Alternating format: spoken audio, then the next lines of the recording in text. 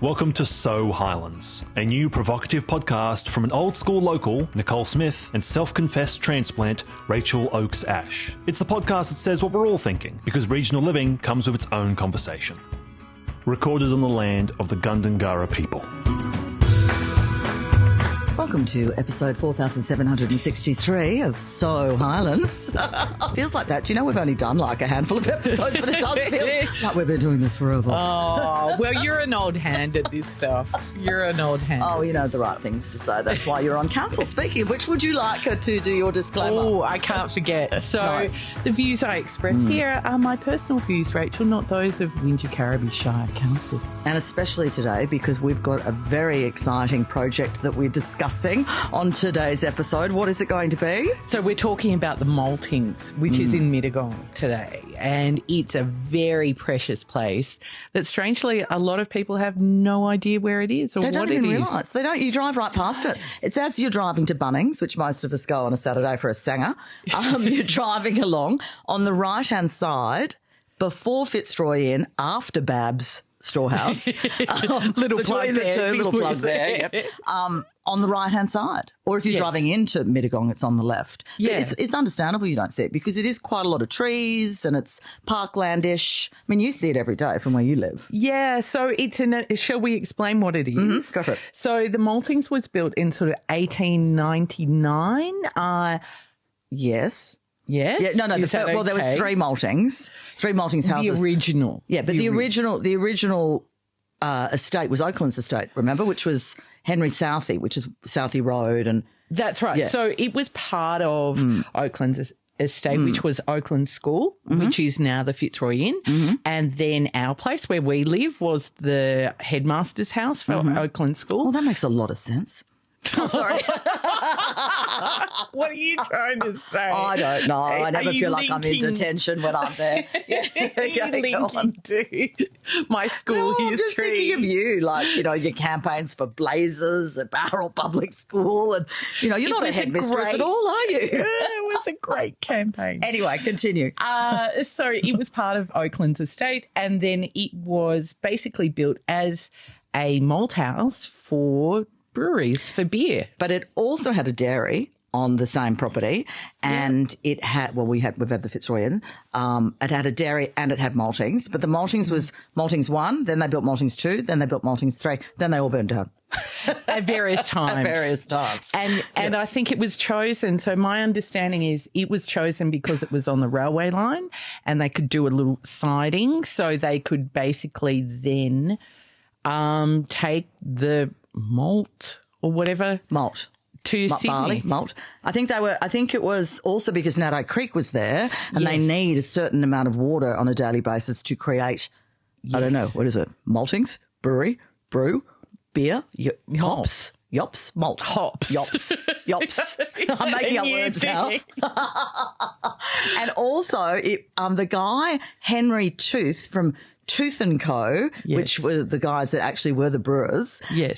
He ended up he already had a house in Mittagong, which actually is on Frensham School now. Yes. So it made sense for him to not have to go very far for his daily commute, really. So what's going to happen at the Maltings? So the Maltings has been fascinating. It's now, my understanding is that earlier this year, and we'll find out more from the architect today, they have a couple of DAs approved for some exciting things. So did you approve those? No, I didn't. So thankfully, council now, our council at least, we have an independent planning panel who deals with DAs and I need to get myself on that. Yes. Imagine you on that. I know, it'd be great. Can you imagine what progress we'd have? It'd be sensational. Because it does have quite a checkered history in terms of how much it's sold for and who it's sold for, and like it sold for 1.5 million and then they sold it for 590,000 and then Barry Anstey bought it in 2009 and had all these grand plans. But as the Sydney Morning Herald reported, he may or may not have been bankrupt at the time, which became a bit of a problem. Although I do understand, isn't he the one that lives opposite Berrima Jail and the only one that's actually going to be looking at the said wall, or are we not going there?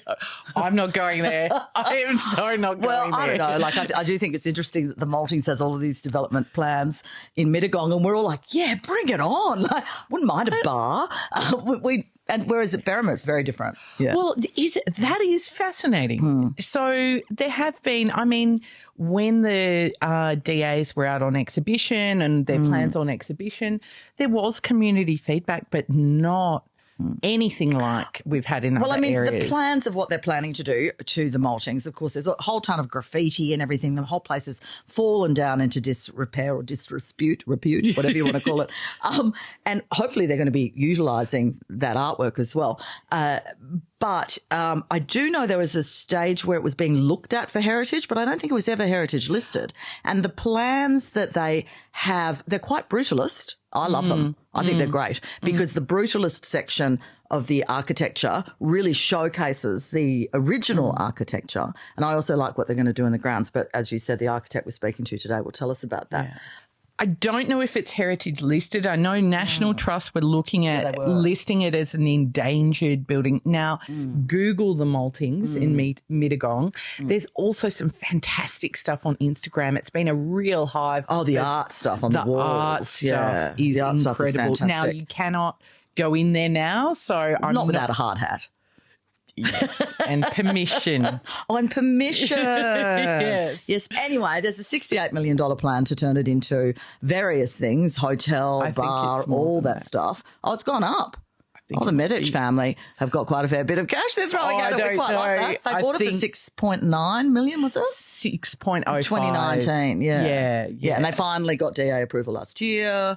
I think what happened, they had to revise their DA because once they got into the building, I think the structure, because it has been empty since the 80s. Yeah, it shut down as a Maltings specifically in 1980. And then, of course, all these other people that owned it never really did anything to it. They had grand plans.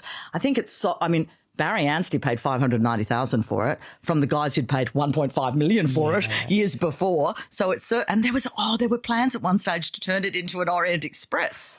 They were going to have the Orient Express come here. Oh, well, I don't know how they're going to get it over the water, but from overseas. But hey, would have been great. Good. Sounded good. And if you think about it, once we have the Maltings open, we have 3 Blue Ducks open, and we have the Berrima Hotel courtyard with bar and restaurant and wellness centre open. Yeah. It's putting us exciting on the map. And we've got Milton Park. Milton Park. Yeah. Burrowang Pub is it's coming in the new year as well. It's being redone. It's meant to be great. Yeah, we'll have to go have a look at that and determine ourselves. Yes. Maybe if there's an opening, we might get an invitation. How do we get invited to an opening? I don't know. I usually just show up. I mean, it's the Highlands, right? No one even knows. No one's going to say They just go, oh, that girl looks familiar. And then you just walk right on in. Oh. Anyway, let's have a chat to the architect now. How do we pronounce your name, Cora, so we say it the right way? It's a complicated thing because in Norway you actually have the rolling on the R's on certain dialects or quarter. Right. And then on the West Coast where I'm from, it's more like a German sounding one. But I'm also happy with yours, Nicole, Cora, if that's easiest. Okay. And then your surname? Krokene is fine. I am from Snøhetta. We are originally a Norwegian design practice, but we have a presence in Melbourne to look after sort of Australasia. This is not your first rodeo. As a firm, you've really done some impressive work. Yeah, I think we are probably most known for some of our more sort of cultural projects. So we've done a number of opera building around the world. So we've done the opera in Oslo, the opera and ballet, the National Opera and Ballet in Oslo, which is a quite remarkable design that sort of combines a public space together with a quite sort of by many seen as an exclusive place like the opera is, but we've turned it into a public plaza. That's probably one of our biggest one. The September 11 Memorial in New York is probably one that many knows. We've also done the Times Square redevelopment. Many of our project is about bringing it back to making all projects public. And so I think the public benefit in our project is probably what we are most proud of. It all started with a library that we did in Alexandria in Egypt back in the 80s, late 80s. And that's when it started. But we typically don't sort of chase typologies. We want to deal with interesting people.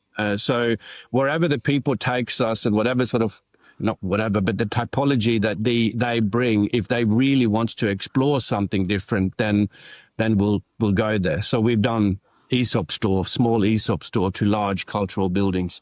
You've been given the brief to take over and design the Maltings. Is that right? Well, we're not taking it over. We were actually involved back in 2019 with what's called a sort of almost like a pre-brief study that we did for the client, because he loved the site, but he didn't have a firm brief on what he wanted to do. So he actually engaged us to first come up with what could this be about. But yeah, and that was back in 2019. And how different is today in 2025's plans versus the plans of 2019?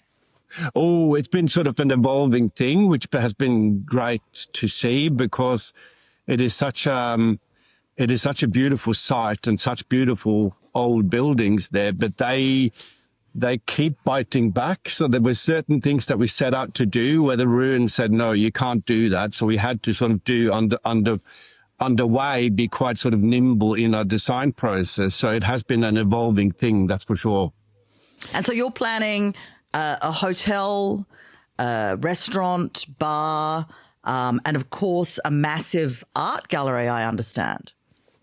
Yeah, correct. So we wanted to tell the complete story about the colonial past, but also further back, so to sort of look at the historic landscape that used to be there. So we really wanted to talk about the past, the complete past, and then also exploring the present, and then telling that through a new story, a new thing for Maltings, and reinventing things rather than reinstalling the buildings that was there. And yes, the main sort of features of it will be art.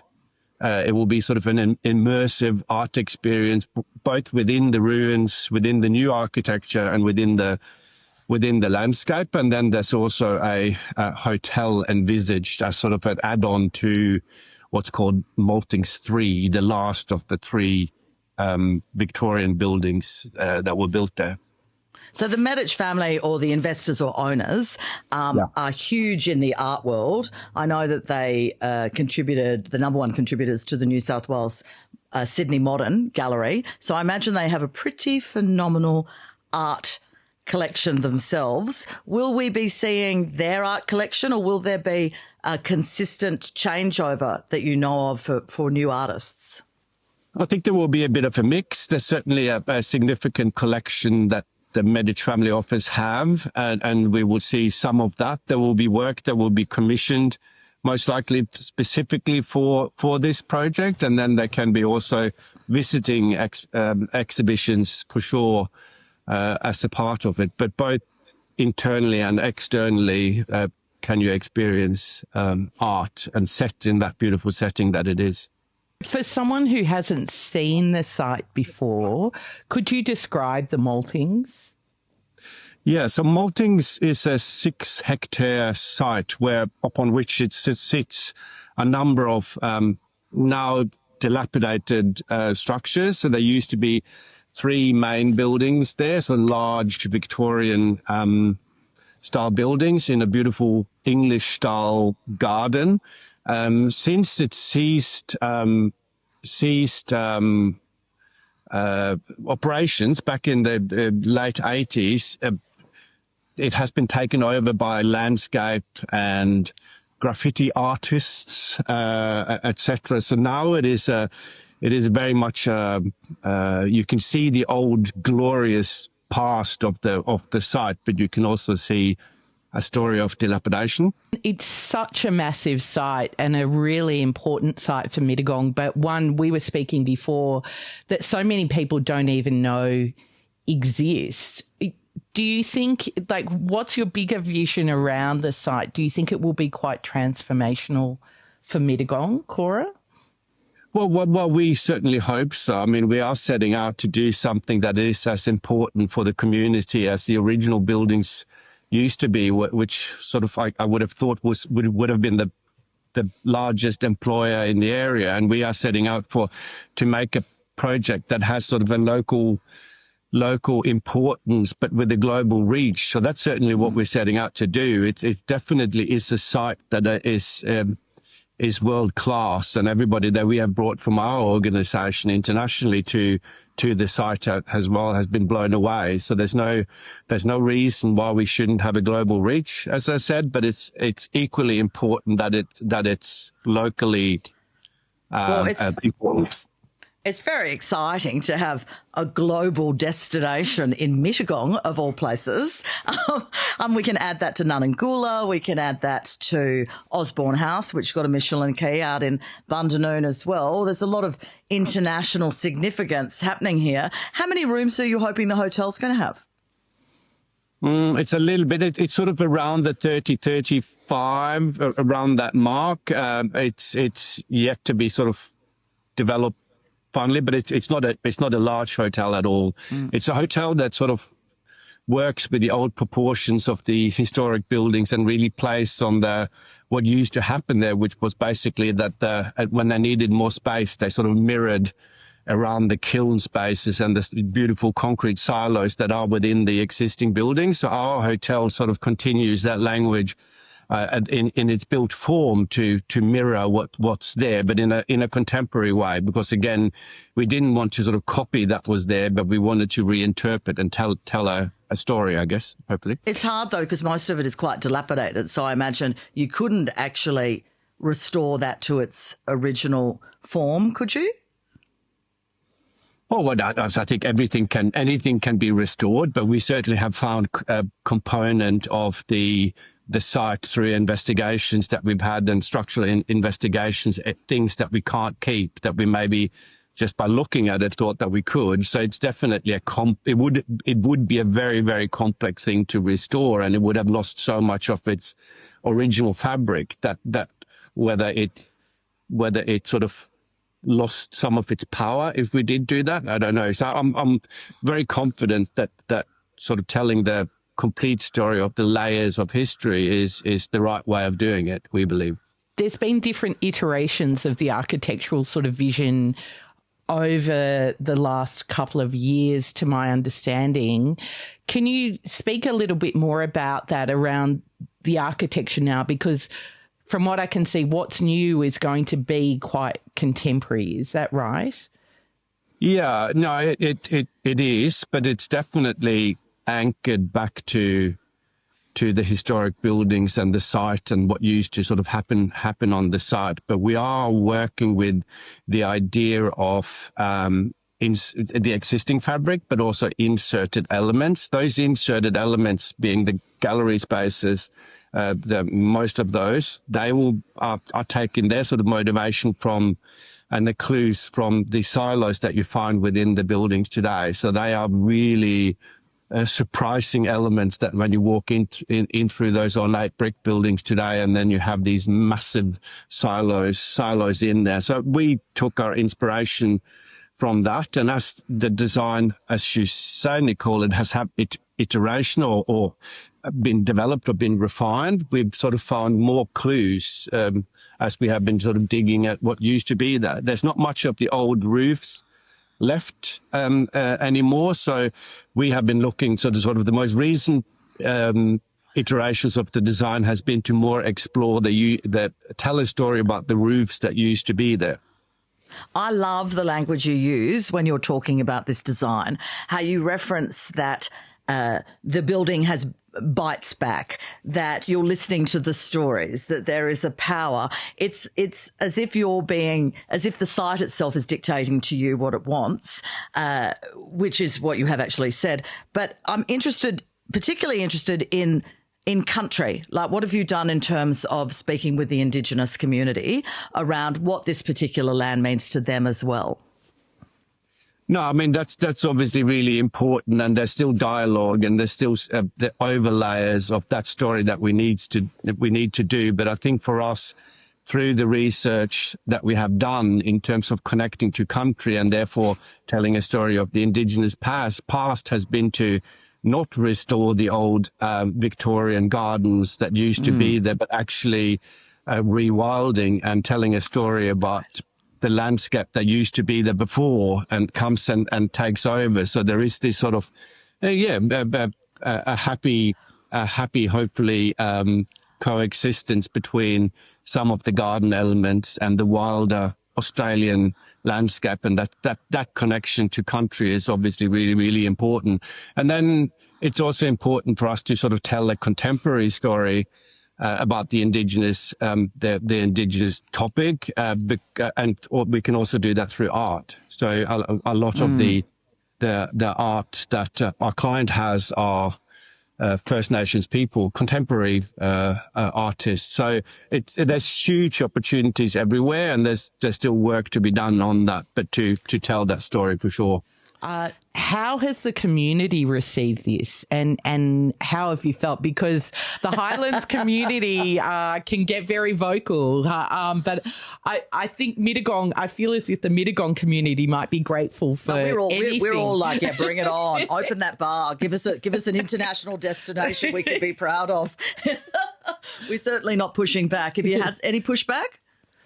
No, I mean, we have the overwhelming sort of response that we've had have been that people are so happy to see something there, and they want to see something that respects the site and respects the place. And when we do talk about the local importance that we're setting out, is not just about having a global project here, but it needs to be a local project, as I mentioned. I think that's been very, very well received. There's always going to be people that don't quite get what we are trying to do from a design point of view, but we are hoping to prove our point through the design. And we would love people to say that we had no idea that this is exactly what we wanted. I'm guessing you didn't know much about the Maltings beforehand. How did it feel when you got to it? Because it's a pretty incredible and massive, they are massive buildings. No, I'm glad you asked that, because I really didn't know much about it. And so we were just basically invited over by the client to come and have a look at a site that he bought. I don't know what I thought. Maybe I thought it was something more commercial or something more, I don't know, a standard site. But as we sort of walked into it, it was sort of hard to find the access point. But I literally rolled up my sleeve straight away because I had goosebumps. So I rolled it up and, oh my God, what a sight. It was, and just thinking about it now, I was just absolutely blown away, because when you're in there, you actually don't experience, you are very much sort of sheltered from its context. So you don't sort of experience the residential areas because it's quite overgrown as much as I thought you would. So it's almost like a time warp. It was a very, very strong, and still is a very strong experience. So although we had sort of, I don't know, 7-8 weeks to do this pre-concept study, the client still asked me on that first day, so what do you think we should do? And my immediate response was, do as little as possible. Let people experience what is here now, but make it safe, because it certainly wasn't safe. From that very beginning, was there a vision for hotel and art gallery, or how broad was that brief initially? Yeah, so there wasn't a brief. So we first came up with, very early, the art component came into play, because we knew that it was such an important thing for the client. And we thought that the creativity would be a fantastic new way of revitalizing the site. So that came really early. Hotel was sort of explored a little bit down the track, but it's when we saw the potential for the art component, we knew that there could be a real beautiful experience of having people staying that close to the site. So that came through the process. So I imagine you're going to keep a lot of the spectacular graffiti art that's actually in there, because some of it's, made Instagram famous. So are you going to keep a lot of that? Yeah. Yeah, no, I think we want to filter that as little as possible. But there's some parts that's not suitable, guys. It's, but most of it is. So no, we are not. We that was definitely something we discussed straight away, that we can't tidy up the site now. We need to be really, really careful when we do that. So we're going to keep most of it. Oh, I love this. So I'm assuming there'll be like a craft brewery in the bar. Will be having craft brews in a nod to the history of the maltings. Perhaps you'll have like a milk bar for the dairy that used to be there. I quite like the idea of that. They used to export butter from that same estate where the maltings is. Oh, fantastic. Well, yeah, maybe, yes, there's ideas coming up. So thank you very much. You're very welcome. I'll send you an invoice.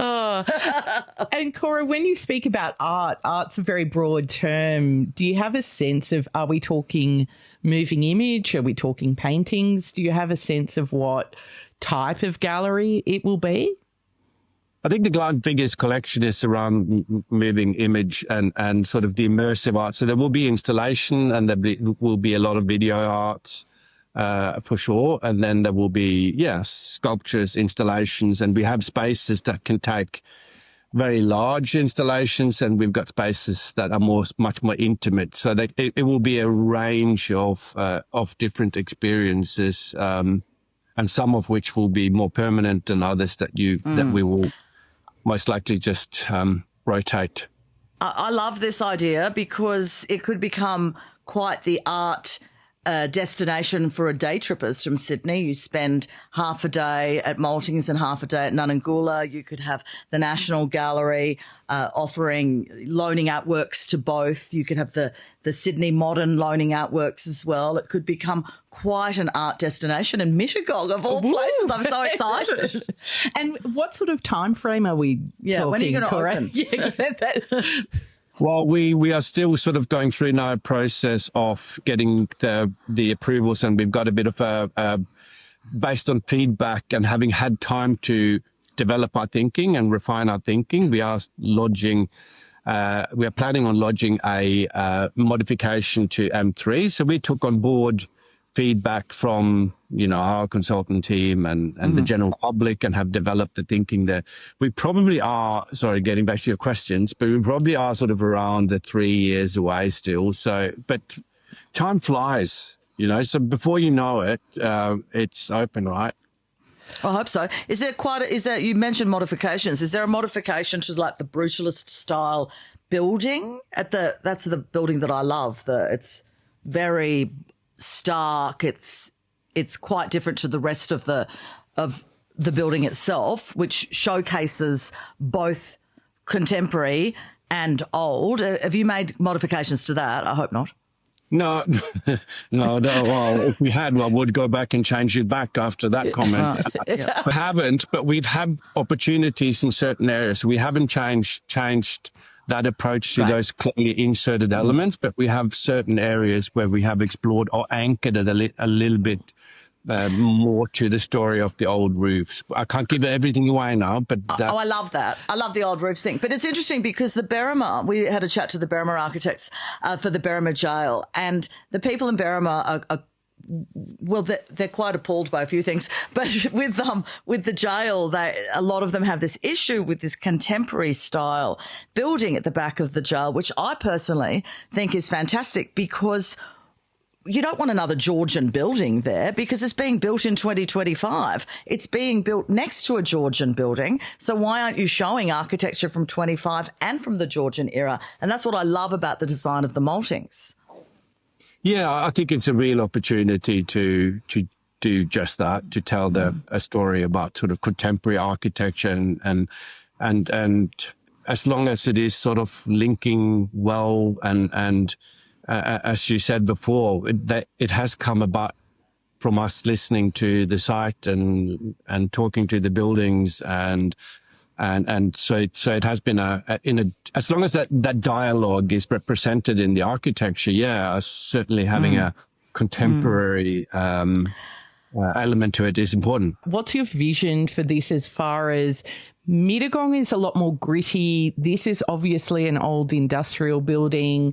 We used to have the iron mines here. It has a different history to, say, Barrel or Mossvale or Berrima. What do you think this will do for the town of Mittagong itself? No, I think I hope that it will be a place that people would like to come and visit, people that are there themselves. And it's important for us to capture the local community in what we do. And I think that idea of craft that used to be there, and we've done that through working with some of our people, or one of our guys, John Goulder, who is from the area, and really trying to tap into do something that is really credible. And I think we often say that, but here is more important than anything to do something credible, and then hopefully the result will also be incredible. Great. So he's doing the design, the interior design. And he's building the furniture, isn't he? Didn't you go to school with him? Did you make him wear a blazer? John. Barrel High alumni. Very proud to say. Yep. No, he's third or fourth generation furniture maker, but he's a brilliant designer. So we've used him to design architecture, and we like to work in a cross-disciplinary ways. It's not about sort of doing the architecture and then you hand over to the interior design and then you hand over to the furniture makers. If you really mix that up, you have an opportunity to do something special, and those other disciplines have been involved from the beginning, and we've done that with other projects that we have happening in Australia at the moment, I think successfully, and that's when the magic happens. So no, not just the furniture, just as a designer. Yeah, fantastic. Well, we can't wait to see the magic happen, that's for sure. We'll definitely, when you're next in Mittagong, please let us take you out. And we'd love to have a look at the site. I've got my own hard hat. I'll lend one to Nicole as well. We'd love to come in and see the graffiti, and we'd love you to take us through on a tour if you're happy to do so. We can't thank you enough for your time. Thank you, Cora. It's been so insightful, and I think it's a really wonderful project, and incredible to see the level of architecture and vision for this really important site. It'll be another piece of architourism, because there's a fair bit of architourism happening down here in the Highlands too. Yeah. Well, thank you very much for your time. I really appreciate it, and we love talking about the project and the site and what we are setting out to achieve. So I'm loving the whole collaboration, the layers, the fact that the whole building is talking to us. I love the whole thing. And one final thing, Cora, if people want to find out more, where will be the best place for them to go? Well, I think the council would have the lodged sort of the development application documents that we've got there, and then as soon as we can, we will be sharing more information as the design develops. There is on our website, so our international website, the Maltings is there, but we talk more about the project and the site just at the moment. But look out for it there, and we look forward to update you all on the design when the time is right. That was interesting. I'm just quietly fangirling over him, just quietly. Well, not that quietly, really. I'm sure if he listens to this, he'll figure out I'm fangirling over him. You're so subtle. You're so subtle. How exciting. Yeah, it is excited. More exciting for you because, you're right behind it near the staff entrance. I, however, am on the other side and will have to go through the main entrance. You want to rub M1, that in? M2. Well, not really, because you're literally spitting distance. So you'll be able to, make your order to the bar and arrive and it'll be ready for you. I can't tell you, though, this project, since, 1980, these incredible buildings have sat there and there's been these moments of hope when they'll be redeveloped and then nothing happens. And then this... So Highlands, right? We get, and you're right, we should probably pull back a little bit on our excitement because we hear about so many wonderful things that are going to happen and then they never happen. They either get stopped at the DA's site, or they get dodgy people, or money doesn't appear out of where they thought it was going to, or people protest and get it stopped. Yep. So we should probably keep this on the down low and not tell anyone, because we might actually get a protest on this now. This could have been the worst decision of our lives. No, what if we started something? With my new favourite man. Oh my goodness. Okay, so check out the episode guide. We'll have the URL in there for the Maltings. Remember to follow us on Instagram at Southern Highlands. Oh, what are we? At So Highlands. So Highlands. So Highlands at So Highlands. And we've got a Facebook page at So Highlands as We've well. got YouTube. We've got YouTube. We don't have TikTok yet. We've got to work on that. We have to do some dancing to Taylor Swift. You'll be good at that, trust me. In the moonlight. Yeah, under the full moon. Great, great. And also don't forget, if you see us in the street, just keep walking. Thank you. That's So Highlands, Rachel. Thanks for listening to the So Highlands podcast. If you like what you hear, be sure to review and subscribe via your favourite podcast platform, like at So Highlands Pod on Instagram and at So Highlands on Facebook and YouTube.